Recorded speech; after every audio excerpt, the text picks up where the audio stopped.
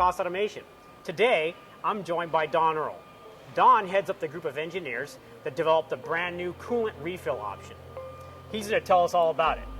Why did you guys choose to focus on this particular kind of system? That's a good question.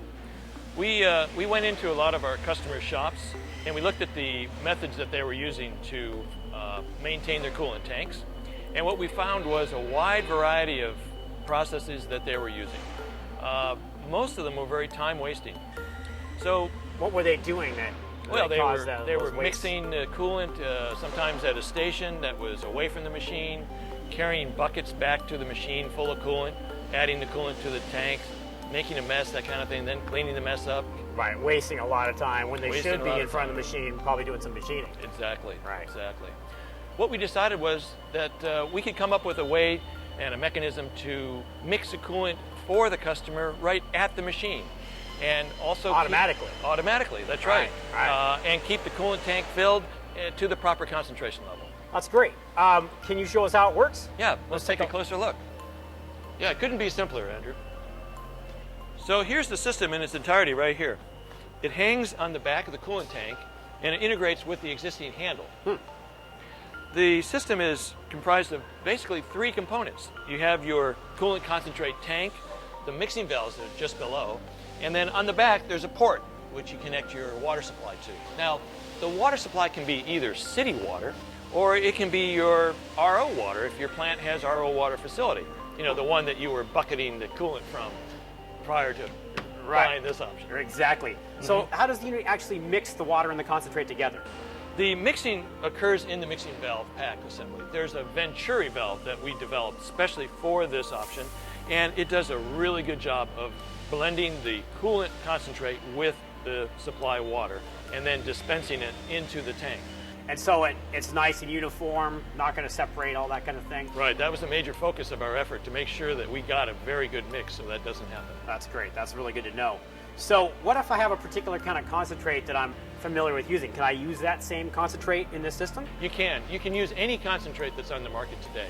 There's a calibration process that you do one time on the initial setup of the system that allows you to use different viscosities of concentrate and different line pressures that are coming in from your supply.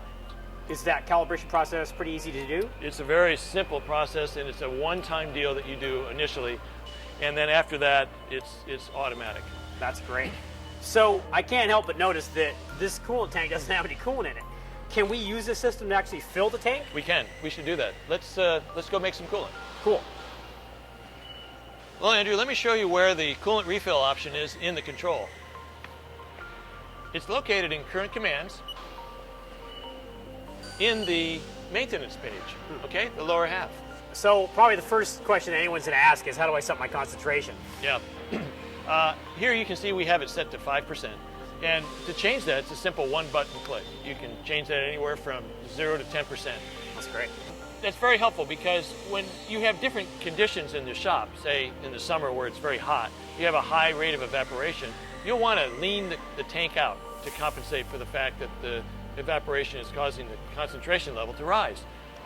If you're cutting aluminum application and you have a lot of coolant carryout, you may want to raise that back up to your 5 or 6% or wherever it is that you're running the coolant normally. So you can just make those adjustments on the fly? Absolutely. You use your refractometer to watch your concentration change and to compensate for that, make changes here at the control.